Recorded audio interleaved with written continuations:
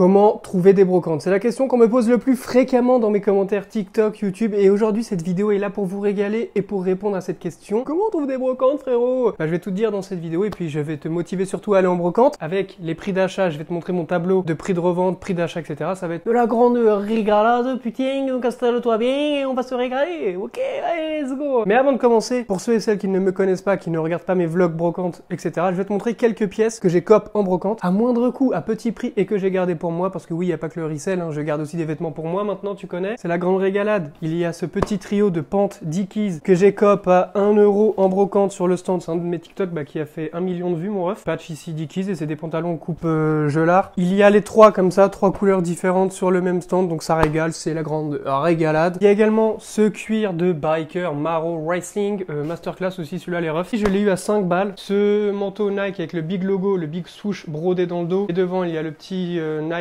de brodé. En mode Teddy un peu, tu connais, tu coco, tu néné. Quasiment le même délire, c'est une parka Nike avec le petit swoosh brodé dans le dos. Je sais pas si vous voyez bien vu que c'est beige. Si là, vous voyez bien mon ref. Et devant, le petit swoosh de brodé, c'est une parka mi-longue. Hein. 10 balles la beige et 10 balles la bleue. Ensuite, il y a ce maillot de Paname 96 que j'ai eu à 8 € dédicacé, je ne sais plus où, parce que à force de le porter et de le laver, la dédicace s'est barrée. À vrai dire, j'en ai rien à foutre, frérot, qu'il soit dédicacé, qu'il coûte un billet ou pas, je le garde. Voilà quelques pièces, quelques exemples de ce que vous pouvez trouver en brocante. Donc c'est la grande régalade et puis c'est parti, on va aller sur mon ordinateur, je vais vous montrer à peu près comment ça se passe pour les comptes. Donc pourquoi il faut aller en brocante? Tout se passe sur mon Mac, mon ref, c'est très simple. Oh, les chiffres parlent d'eux-mêmes, putain, mais putain, c'est aberrant, c'est affolant, c'est quelque chose de fou. Mais pourquoi acheter en grossiste quand on peut acheter des trucs à 1 €, 2 €, 3 €, 5 € pièce et le revendre et le revendre beaucoup plus cher? T'achètes pas 12 € pour revendre 24 €, mon ref. Ici, il n'y a pas de x2 sur cette chaîne YouTube, 0 x2, minimum x70. J'ai acheté d'ailleurs le meilleur coop que j'ai eu. Je crois que le meilleur bénéfice que j'ai fait sur un truc, c'est j'avais acheté le maillot de l'équipe de France 78, 50 centimes et je l'ai revendu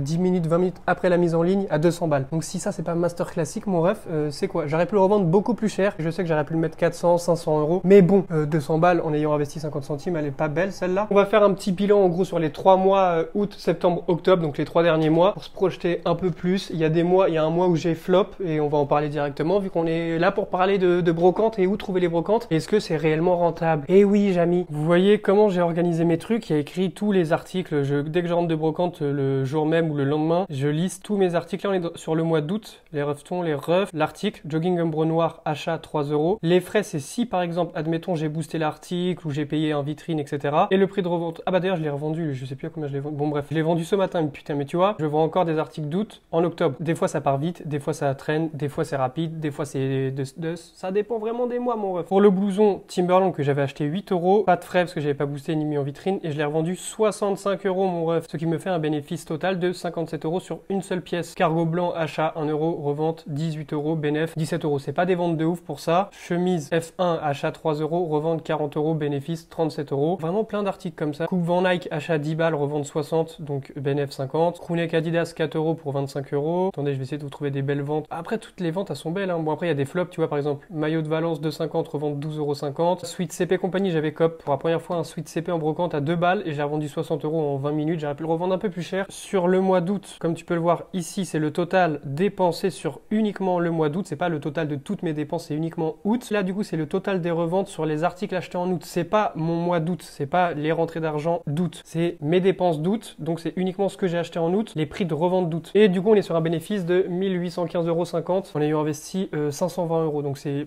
beaucoup plus qu'un x2. Donc l'investissement de 520 € est largement rentable. Je vais pas vous montrer en détail tous les autres mois. On va juste regarder à peu près les prix d'achat pour les prix de revente et vous montrer que c'est relativement quasiment tout le temps les mêmes rentrées d'argent pour des fois moins de dépenses ou plus de dépenses, ça dépend. Pour le mois de septembre, j'avais dépensé 369,90 €, donc c'est moins que 521. Prix de revente, 2192,50 € pour un bénéfice de 1822,60 €, mon ref. Alors que là, en octobre, les refs, c'est vraiment léger sur mes achats d'octobre. Après, il faut savoir que je suis parti en vacances, donc ça a un peu faussé tout le truc. C'est pour ça que j'ai dépensé que 220 € et que j'ai fait rentrer que 294 € et je suis sur un bénéfice de 74,50 € sur les achats d'octobre, mais c'est pas mon mois d'octobre, t'as capté, c'est juste les pièces que j'ai achetées en octobre. Par exemple, j'avais acheté une casquette Lacoste 50 centimes, je l'ai revendue 25 €. Une casquette NFL 1 €, j'ai revendu 20 balles. 2 € pour 20 balles. Un zip Adidas 2 € pour 30. Un jean Echo 1,50 € d'achat pour 60 balles de revente, ça c'est beau de fou, hein. Un maillot PSG flocage abîmé 5 €, je l'ai revendu 25, donc 20 € de bénéf. Polaire Sergio Tacchini 1€ pour 25. Tu vois, relativement, j'ai pas vendu grand chose des articles achetés au mois d'octobre, mais ça reste des ventes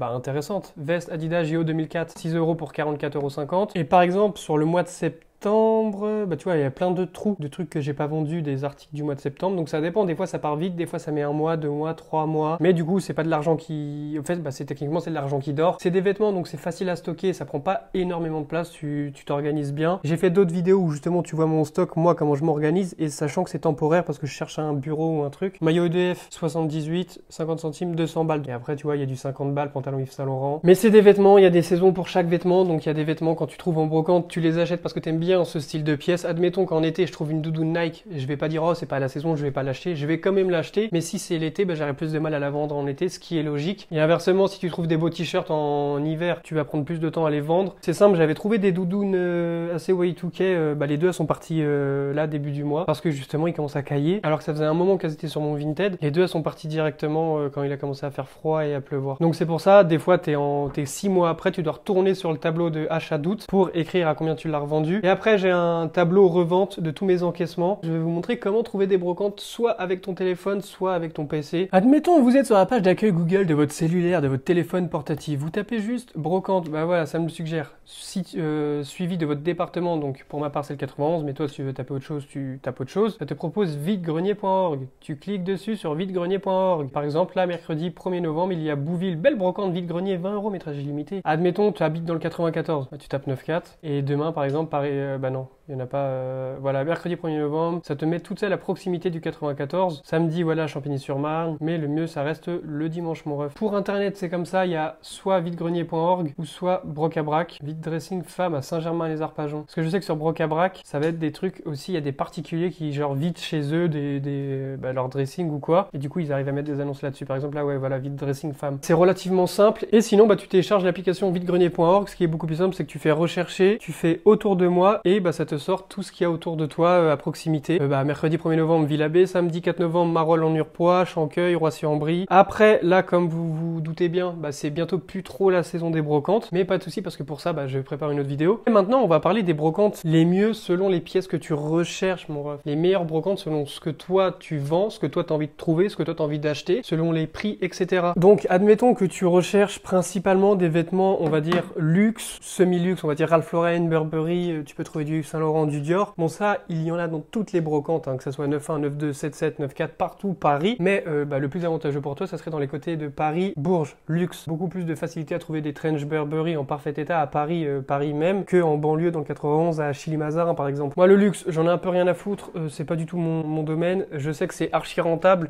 Quand j'ai fait le Yves Saint Laurent pour test, justement, j'ai vu que c'était rentable et que c'était rapide. J'ai rien mis sur Vinted du Yves Saint Laurent et j'ai tout vendu sur Vestiaire Co. Et c'est parti sans négociation, rapidement, à des très bons prix. Je me suis refait, putain. Après, le Yves Saint Laurent que moi j'avais eu, c'était différent. C'était un lot que j'avais acheté à quelqu'un que je connaissais pour uniquement 100 balles. Donc renta déjà à mort, ça me faisait du 2 balles pièce, chaque pièce Yves Saint Laurent, donc c'est vraiment pas cher. Les brocantes 9.4, 7.7, pour moi je les mets dans les mêmes cases. Il y a du Zara, du Bershka, de la fast fashion. Le peu d'articles bien qu'il peut avoir dans le 7.7, ça va être des tarifs chers un peu. Une veste de Manchester United, on va te la proposer à 15 balles, 10 balles, alors que si tu vas dans le 91, tu peux trouver la même pour 1 €, 50 centimes, 2 €, 3 € grand maximum pour ce genre de pièces. Donc il y a réellement différents types de brocantes. Je t'ai montré déjà comment les trouver, ces brocantes. Il peut y avoir des bonnes brocantes comme des mauvaises brocantes. Tu peux trouver des masterclass, tu peux trouver des masterclass pas chères, tu peux trouver des masterclass chères. C'est vraiment aléatoire, ça dépend. Si tu vas dans le coin du 9.1, où c'est un peu le coin pauvre, on va dire, selon moi, tu trouveras des meilleures pièces que si tu vas dans le coin du 9.1, où c'est le coin un peu plus bourgeois, un peu plus riche. Ensuite, Nike, qui appartenait au daron qui vend tous ses anciens vêtements, il va se rappeler du prix d'achat, il va dire ah ouais mais j'ai acheté quand même 50 €, j'ai pas envie de leur vendre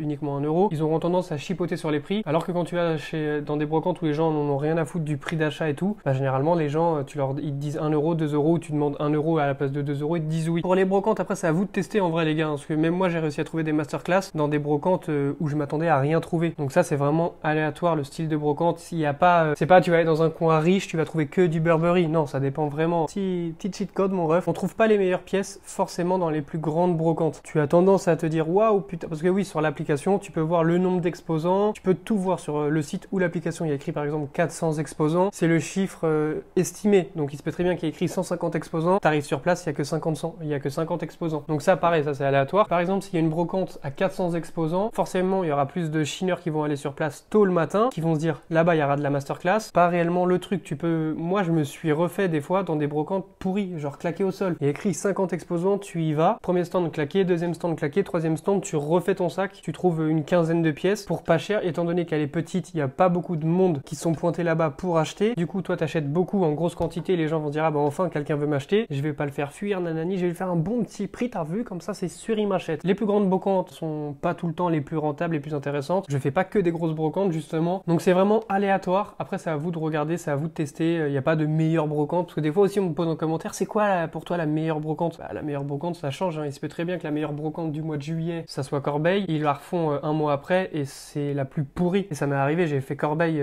pour je sais plus quand, je m'étais refait, j'avais dépensé plus de 100 balles je crois, que des masterclass, et ils l'ont réannoncé quelques mois après. J'y suis allé dans le délire en mode ça va être archi bien, je vais me refaire. J'ai rien trouvé à part une quinzaine de pièces pourries, parce que c'est pas tout le temps les mêmes exposants, c'est pas tout le temps les mêmes trucs, donc ça change, c'est aléatoire, c'est à toi de faire le truc, et ça y est mon ref. Donc voilà, c'était une petite vidéo histoire de vous dire comment trouver de la brocante, et puis j'espère que vous avez bien aimé. On se retrouve, je sais pas quand cette vidéo sort, si c'est mercredi ou dimanche, donc on se retrouve dans quelques jours. Ok les refs? L'acheteur a déjà réglé les frais de port, plein de bonnes choses.